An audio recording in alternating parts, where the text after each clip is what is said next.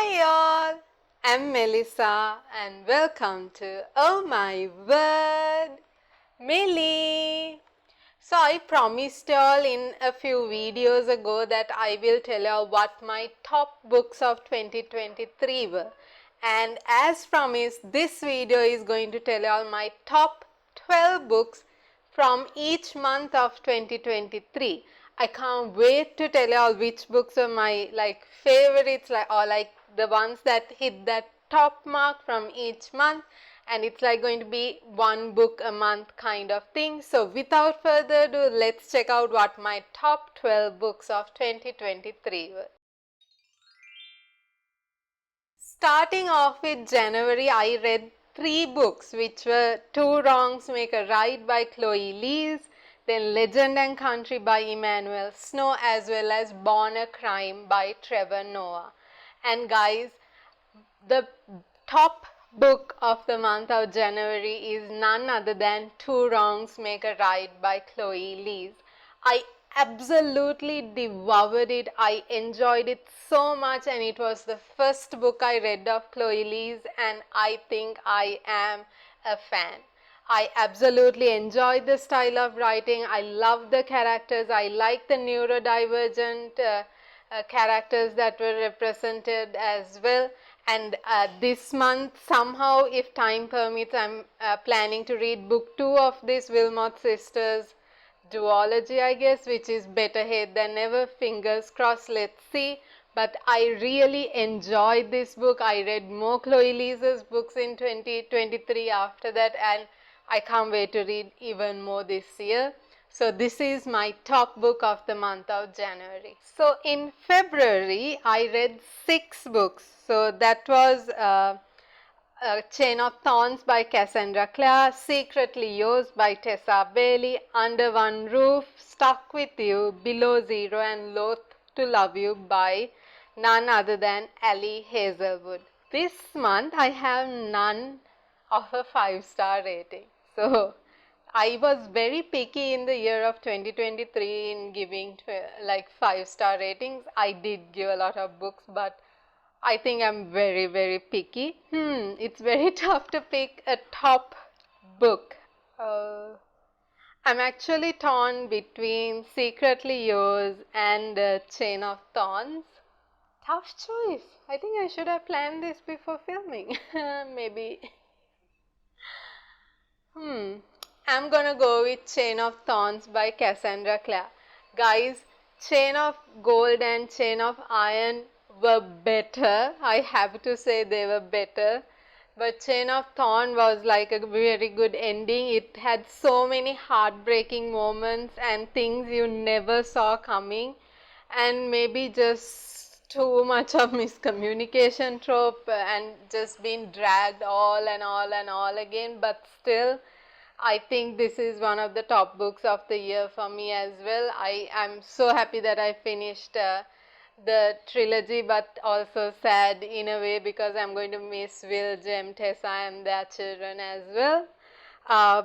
Why I didn't select Secretly Yours? I absolutely have no reasoning for that. I just felt a little bit of a calling for Chain of Thorns. So in March, I read 10 books, and a few of which are 5-star ratings for me as well. So I read A Clash of Fate and Fury by Rachel Menard, Run on Red, which was like my first, thriller novella kind of thing that I have ever read, by Noel W. Ely. Then, of course, Seven Husbands of Evelyn Hugo by Taylor Jenkins Reid. COVID 128, A Lunar Chronicle Story, obviously by Marissa Mayer. Then Tom Felton's Beyond the One, Harlan Coben's I Will Find You. Then the Agathas by Kathleen Glasgow and Liz Lawson, In 5 Years by Rebecca Surley, as well as An Unwanted Love Story by Ellie Hall, as well as Desire and the Deep Blue Sea by Olivia Dade. The best book of March is none other than Seven Husbands of Evelyn Hugo by Taylor Jenkins Reid. Guys, if I don't plaster this on y'all's face, I am not me.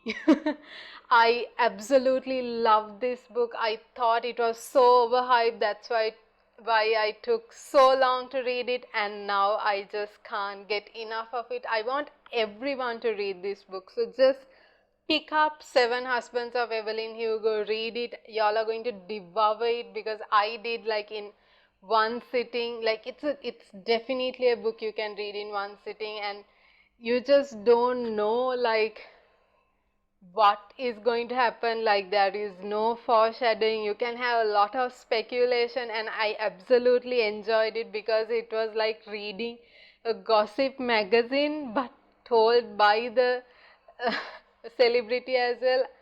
Absolutely mind blowing. I absolutely love Taylor Jenkins Reid's writing style, and this was just no exception. I absolutely loved it. So the top book of March for me is Seven Husbands of Evelyn Hugo by Taylor Jenkins Reid. Before we jump into April, just a small disclaimer: if you want to know more of each of these books or more thoughts on each of these books, you can click on this playlist here and watch my monthly reading wrap-ups, where I give like mini reviews on all these books and my thoughts on all these books. So that's why I'm not going into much detail in this video. So in April, I had this only fantasy kind of plan that put me into a reading slump, guys, which will be evident in May. But in April, I read 6 fantasy books, which were 3 fantasy duologies basically. So I read 6 Crimson Cranes and the Dragon's Promise by Elizabeth Lim, and then I read The Poison Heart and this Wicked Fate by Kaylin Barron, Daughter of the Pirate King and Daughter of the Siren Queen by Tricia Levenseller.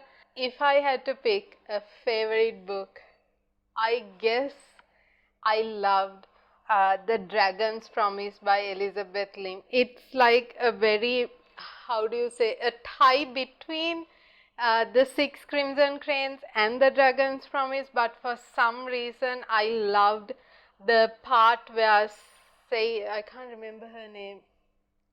The princess was in the, dragon's realm, and, she was still fighting for the princes, like not the dragons, but the earthly princes, which I can't remember the name again. Love, and like, no matter what tried to happen, she had that strong will to get back home. And the bond between the father, then the revelation she has from Raikama. I just absolutely love this universe. I like Elizabeth Lim's writing, even though it's like a YA.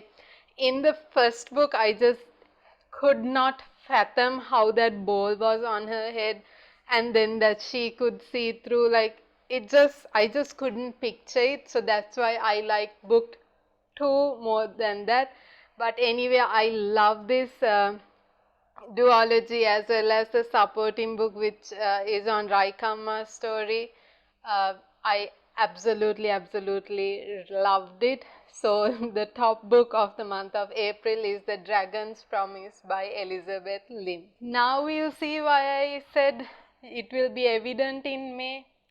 I was in such a reading slump, and I only managed to like get my groove back towards like the end of May, and I only managed to read 2 books. 2 books that were on my TBR for a while. Some trending books, which is A Long Time Coming by Megan Quinn, which is the 3rd book of the Kane Brothers trilogy, if I'm not mistaken, as well as My Killer Vacation by Tessa Bailey, which was like a standalone novella. Not a tough choice, because obviously the ratings are there. I enjoyed A Long Time Coming by Megan Quinn. I absolutely loved that entire trilogy. Like, I could pick the entire trilogy as like the top book. I enjoyed the style of writing. I loved each brother's story. I liked this book so much. The steam, the spice, everything about the characters I absolutely loved. So the top book of May is A Long Time Coming by Megan Quinn. Check out this trilogy, guys. y'all are going to absolutely love it. In June, I read 5 books, which was Pint of Contention by Susanna Nix, then also Unfortunately Yours by Tessa Bailey, Mistakes Are Made by Merrill Wilson, and then a Spindle Splintered and a Mirror Mended by Alex E. Harrow. No doubt in the world, the top book of June is Unfortunately Yours by Tessa Bailey, which is book 2 of the Secretly Yours book, which I read, I think, somewhere in Feb or March. Guys, this was amazing. I love the banter. I love how they fell in love. I love this male main character. He was such a cinnamon roll. I loved how much he cared about the female main character, and they were like enemies to lovers, then also fake dating, marriage of convenience. It was just amazing, more enjoyable than book 1. I enjoyed book 1, but this was just perfection. Like, I absolutely enjoyed it, and if I didn't pick this as the top book of June, I think I will just anyway, guys, check this book out. Check the duology, because there are some overlapping scenes which make sense if you read it in order. And guys, Unfortunately Yours by Tessa Bailey was just amazing, and that's why it's my top book for June. In July, I read 8 books. So The Night in Question by Kathleen Glasgow and Liz Lawson, which was book 2 of the Agathas, and then The Girl Who Fell Beneath the Sea by Axie O, With the Fire on High by Elizabeth A. Swedo, then Fake Dates and Mooncakes by Shirley, then The Love Connection by Dennis Williams, The Missed Connection by Dennis Williams, then Love Me Do by Lindsay Kelk, and Kill to Order by Susanna Nix. Guys, these are like some amazing books. Like, I absolutely enjoyed them so much. And the top book for the month of July is Love Me Do by Lindsay Kelk.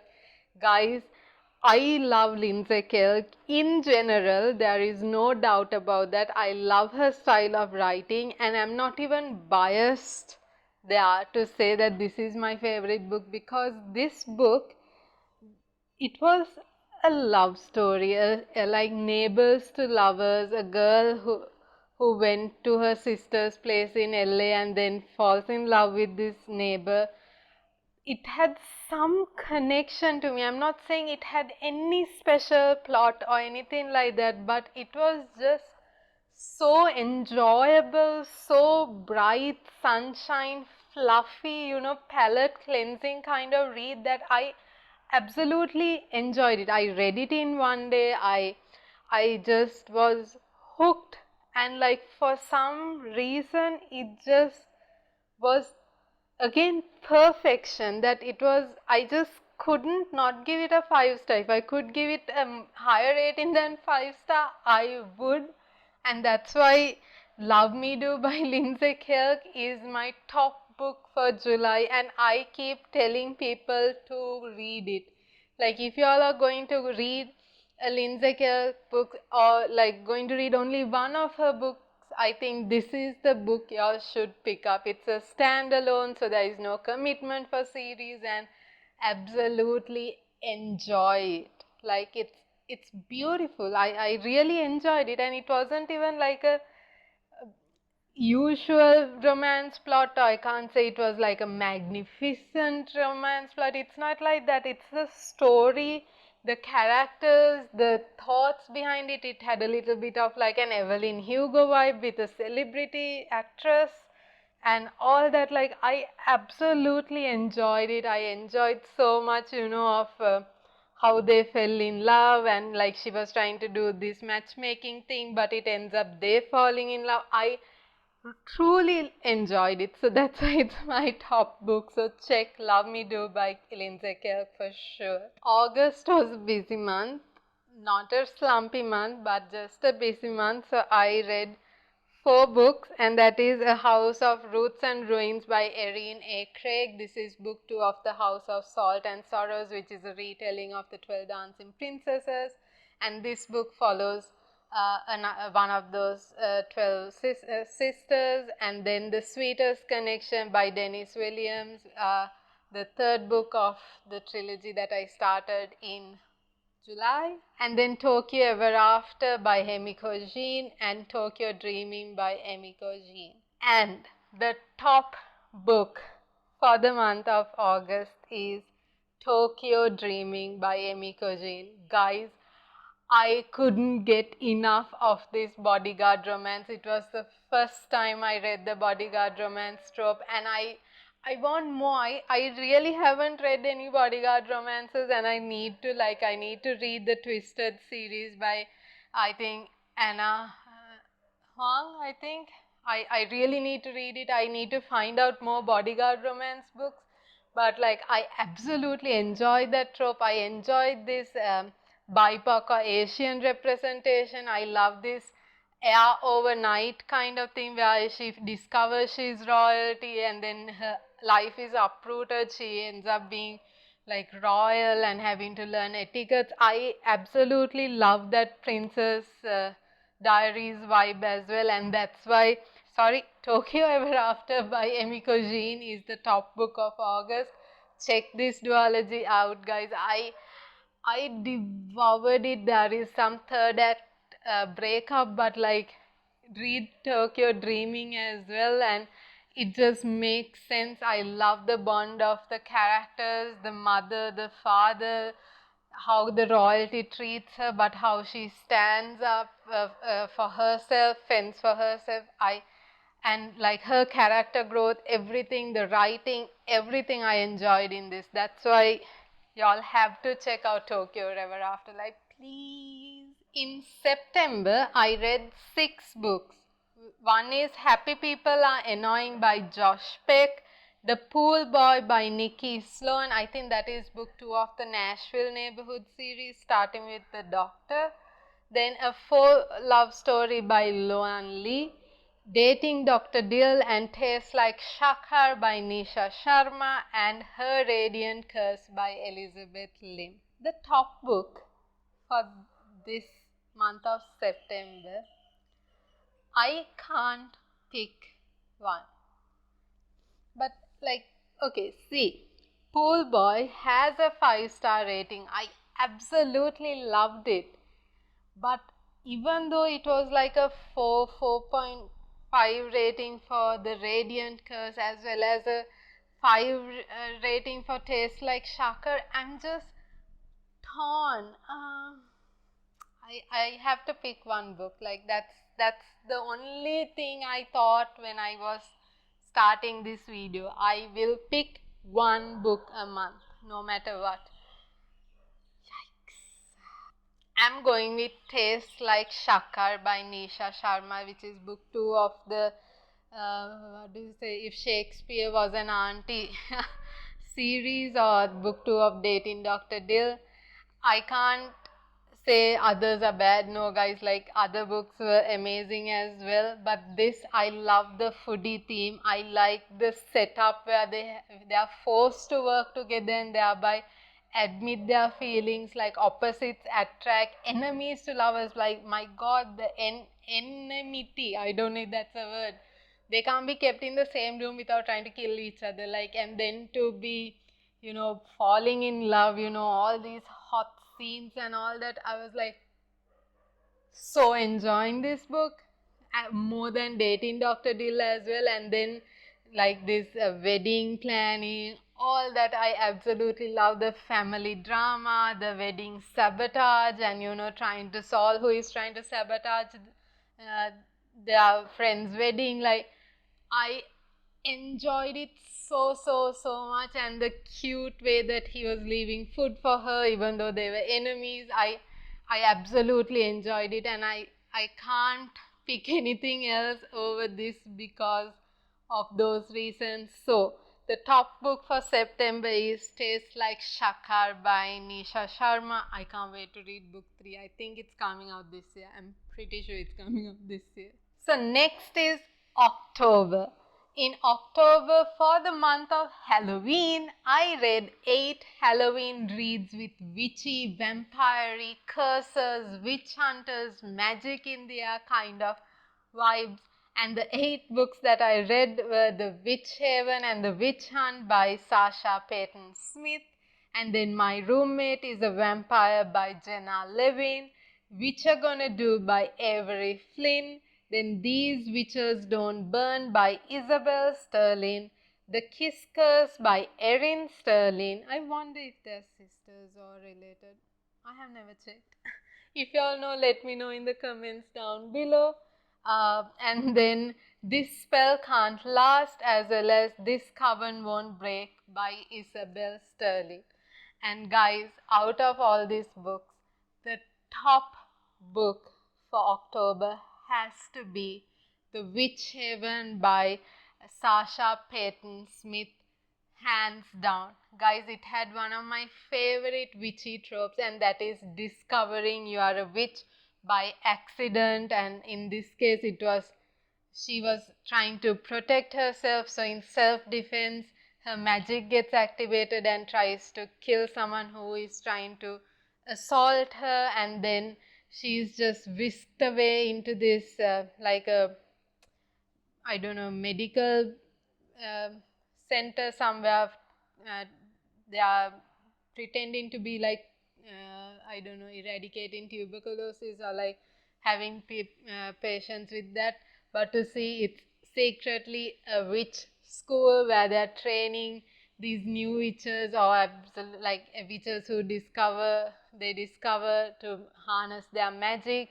And then it also revolves around this murder mystery where this female main character's brother was mysteriously found murdered, and then she stumbles across wizards who practice powerful magic, and that intrigues her because she wants to learn more about her magic and how she has magic, because she is not aware of anyone else in her family having magic. And there are so many mysteries here, power struggles, murders, assassinations, and stealing of magic.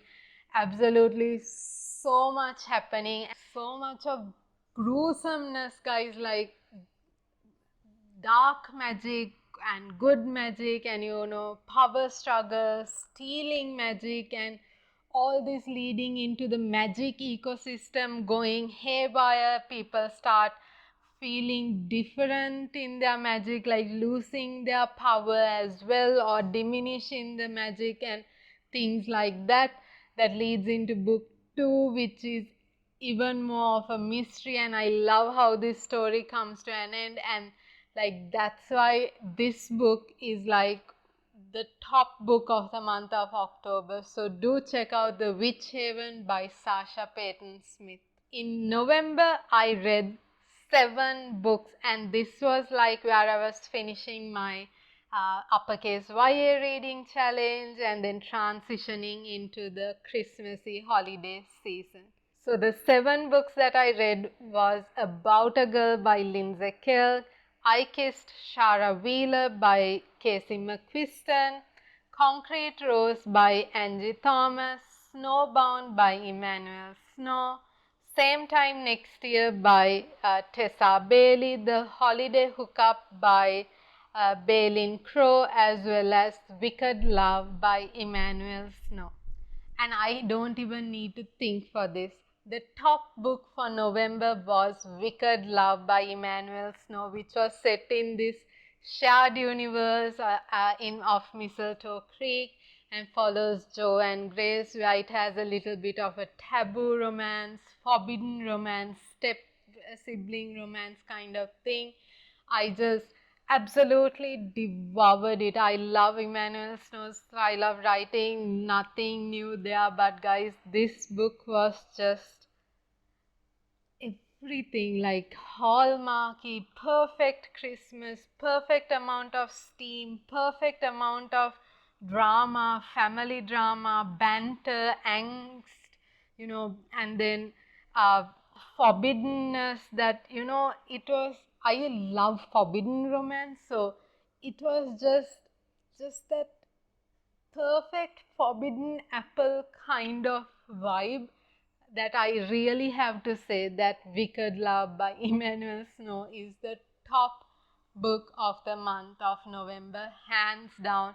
Guys, y'all should check out this book. I really need to check out the other books in this shared universe by the other authors who wrote those books along with Emmanuel Snow, but oh wow, I just couldn't get enough. I wish there is more. And the prologue, the way it ended, I'm like, oh, I just so enjoyed it. Like, really enjoyed it. So, we are in the last month, December. This month, I read 14 Christmassy books. 14 is a tad bit too much for me to read each cover. If you have watched my December reading wrap up 2-part videos, if not, you can click up here, you would see what books I read. So, I'm not going to waste our time reading all 14 names of these books. I'm going to pick one book. Not an easy feat. I'm torn between The Mistletoe Motive by Chloe Lees, as well as If You Give a Grump a Holiday Wish List by Anne Ineson. I'm contemplating between those two. I will go with Mistletoe Motive. Again, it had everything from diversity in characters, neurodivergent characters, disability rep, characters on the spectrum, a bookshop, a holiday themed bookshop, managers in a bookshop, book recommendations, enemies to lovers, then online pen pals who end up being these two itself, it was so lovely fighting to save the bookstore from all these chain bookstores. I also love Chloe Lee's writing, right? So I can't help but pick this over everything else. I enjoyed the banter, I enjoyed the slow burn, the spice, the angst, the tension between them, and like the resilience between the characters. Then it was sports romance. Like, I just did not know where things were going. It had everything in it. It was a full packed novella that I did not feel the pages turning. So that's why The Mistletoe Motive by Chloe Lees is the top book of December. So guys, those are the top 12 books of 2023 for me. I hope you all enjoyed my top books. Have you all read any of these books? If not, add them to your TBRs. And if you all enjoyed this, don't forget to give it a thumbs up, as well as share this with friends and family. If you all also enjoyed this video and want to see more of me, don't forget to subscribe to this channel, as well as click on this little bell icon so that you all will get notified every time I post new videos. And I have more videos planned in the coming weeks as well, so fingers crossed that I'll get to post them. And with that, it's time for me to wrap up this video. So here is me saying bye from Oh My Word, Melly.